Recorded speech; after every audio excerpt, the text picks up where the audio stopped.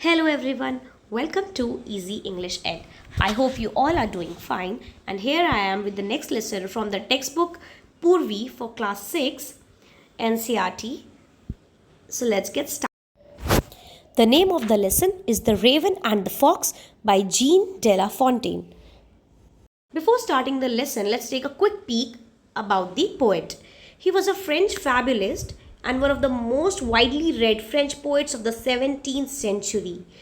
France से belong करते थे ये poet and he was fabulist. Fabulist is the man. जैसे पोअम को लिखने वाले पोइट्स होते हैं, नॉवल को लिखने वाले नॉवलिस्ट होते हैं, वैसे फेबल्स लिखने वाले फैब्युलिस्ट होते हैं.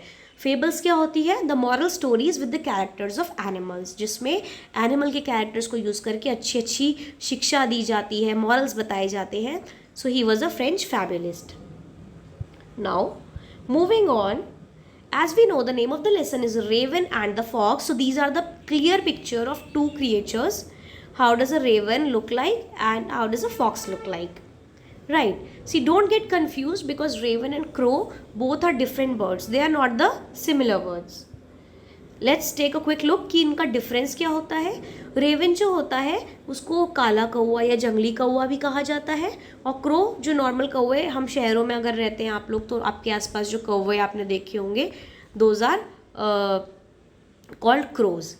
जो रेवन होते हैं वो पेयर्स में ट्रैवल करते हैं, क्रो बड़े बड़े ग्रुप्स में ट्रैवल करते हैं. रेवन वाइल्ड एरियाज़ में रहते हैं, क्रो अर्बन एरियाज़ में रहते हैं. दोनों का लाइफ स्पैन डिफरेंट है, बट दोनों का जो एक चीज़ कॉमन है उनका साउंड है. बहुत ही एकदम कर्कश आवाज़ होती है, बहुत ही स्ट्रॉन्ग साउंड होता है दोनों बर्ड्स का. राइट. इनकी थोड़ा टेल में डिफरेंस होता है, और बीक्स, क्रो की बीक थोड़ी फ्लैट होती है और रेवन की बीक थोड़ी सी कर्व्ड होती है. So this is the basic difference. Now let's move to the lesson.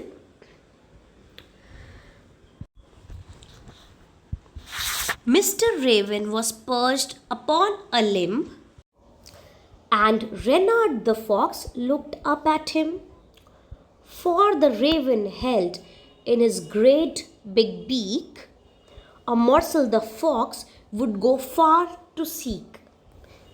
First of all, the word I am highlighting. Okay. Mr. Raven was perched. Perched means to sit on a branch. किसी branch के ऊपर जाकर बैठ जाना. जैसे कि birds हैं, they always perch on the trees. And limb क्या होता है? जो जॉइंट वाले पार्ट्स होते हैं. जैसे ह्यूमन बॉडी में हमारे आर्म्स और हमारे लेग्स को हम लिम्स बोलते हैं, लेकिन यहाँ पर लिम्ब का एक और मतलब है, दैट इज़ ब्रांच. जो मिस्टर रेवन है वो जाकर एक ब्रांच के ऊपर बैठ गए. And Reynard the fox looked up at him. And this fox, जिनका नाम है रेनार्ड, वो उनको देख रहे हैं. He is looking up at him. For the raven held in his great big beak. क्यों देख रहे हैं? किस चीज़ के लिए देख रहे हैं? क्योंकि रेवन के जो बड़ी सी बीक है उसके बीच में उन्होंने होल्ड किया हुआ है. होल्ड का पास्ट टेंस हेल्ड. क्या होल्ड किया हुआ है अपनी ग्रेट बिग बीक में? A morsel the fox would go far to seek. एक मॉर्सल है. मॉर्सल का मतलब होता है piece, basically small piece of food. Hindi में निवाला भी कहते हैं. खाने का निवाला होता है ना, जैसे एक बाइट. तो फॉर जो है आपका रेवन है, रेवन के बीक में एक मॉर्सल है, और उस मॉर्सल को पाने के लिए द फॉक्स वुड गो फार. वो फॉक्स कहीं तक भी जा सकता है. इसका मतलब है कुछ भी कर सकता है. टू सीक, सीक मतलब किसी चीज़ को पाना. राइट. तो एक बार फटाफट इसका क्लियर छोटा सा रिविजन. मिस्टर रेवन एक बर्ड है जो कि एक ब्रांच के ऊपर बैठे हुए हैं, और मिस्टर रेनार्ड जो फॉक्स है उनको देख रहे हैं. वो इसलिए देख रहे हैं क्योंकि रेवन की बड़ी सी बीक में एक खाने का मॉर्सल है, पीस ऑफ फूड है, जिसको पाने के लिए मिस्टर फॉक्स, मिस्टर रेनार्ड कुछ भी कर सकते हैं. Now moving on. Said the fox in an admiring tone, my word, sir Raven, you are a handsome bird. Such feathers, if you would only sing, the birds of these woods would call you king. Now, Mr. Reynard जो fox है उन्होंने बहुत ही admiring tone में कहा. Admiring मतलब तारीफ़ करने वाली, किसी को प्रेज करने वाली. राइट. किसी की तारीफ़ करना, किसी को एडमायर करना, प्रेज करना, ऐसी टोन में, ऐसी भाषा में उन्होंने कहा, माई वर्ड, कि मेरी बात सुन लीजिए सर रेवन, बहुत ही रिस्पेक्टफुली यहाँ पे सर लगा रहे हैं। अगर आप किसी को रिस्पेक्ट देते हो तो आप सर वर्ड ऐड करते हैं। You are a handsome bird, आप एक बहुत ही सुंदर चिड़िया हो। Handsome means something that looks very good, right, that looks very good. तो यहाँ पर फॉक्स जो है बहुत तारीफ कर रहे हैं रेवन की। सच फेदर्स, कि आपके पंख कितने सुंदर हैं। If you would only sing, लेकिन अगर आप गा सकते, the birds of these woods, woods का मतलब होता है फॉरेस्ट या जंगल, तो इस जंगल के सारे birds would call you king, आपको राजा कहते हैं। फॉक्स ने बहुत ही तारीफ करते हुए रेवन से कहा कि आप मेरी बात सुनिए, आप बहुत ही सुंदर पक्षी हैं, आपके पंख बहुत सुंदर हैं, सिर्फ अगर आप गाते तो ये पूरे जंगल की सारी चिड़िया आपको अपना राजा बना देती। सी, यहाँ पर आप देख सकते हैं जो फॉक्स है, फॉक्स का एक नेचर होता है बहुत कनिंग, बहुत स्लाई, बहुत क्लेवर होता है फॉक्स, राइट। बहुत सारे एडजेक्टिव्स हमने यूज़ कर लिए हैं। क्यों होता है फॉक्स? क्योंकि इन बातों से आपको पता चल रहा होगा, because as we have already discuss, जो रेवन होता है उसका साउंड बहुत क्रोकिंग, बहुत हार्श साउंड जो उसका होता है, it is not very pleasing, बहुत अच्छा नहीं लगता है। बट यहाँ पर फॉक्स उसकी तारीफ कर रहा है। लेट्स सी आगे कि ऐसा फॉक्स ने, मिस्टर रेनार्ड ने क्यों किया। The raven who did not see the joke, जो यहाँ पर रेवन है, वैसे तो ये बर्ड्स इंटेलिजेंट होते हैं, बट वी ऑल नो कि हर तरीके का बर्ड, हर कोई एक जैसा नहीं होता है, राइट। तो maybe this raven he did not see the joke, उन्होंने यहाँ पर उसके मजाक को नहीं समझा कि जो फॉक्स है वो बोल रहे हैं, वो इतना स्मार्टली फॉक्स ने उनको बोला, वो उसको समझ नहीं पाए उस जोक को, उनके मजाक को।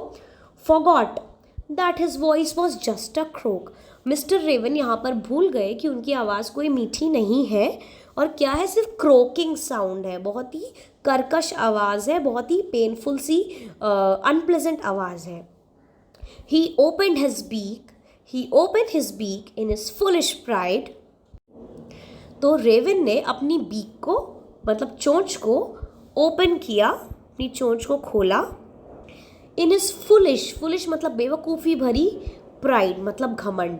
अब ये फॉक्स की बातें सुनकर रेवन के अंदर एक घमंड आ गया कि अच्छा मेरी आवाज़ बहुत अच्छी है क्योंकि फॉक्स मेरी तारीफ़ कर रहा है, तो उन्होंने बेवकूफ़ी में आकर, घमंड में आकर अपनी चोंच को खोला।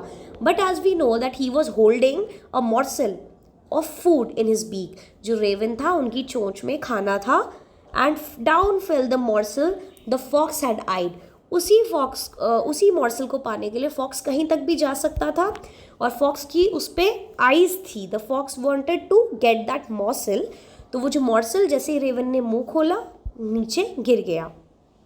हा हा लाफ द फॉक्स, अब इतना जैसे ही वो फॉक्स जो मॉर्सल गिरा, उसके बाद जो है फॉक्स बहुत ज़ोर ज़ोर से हंसने लगा।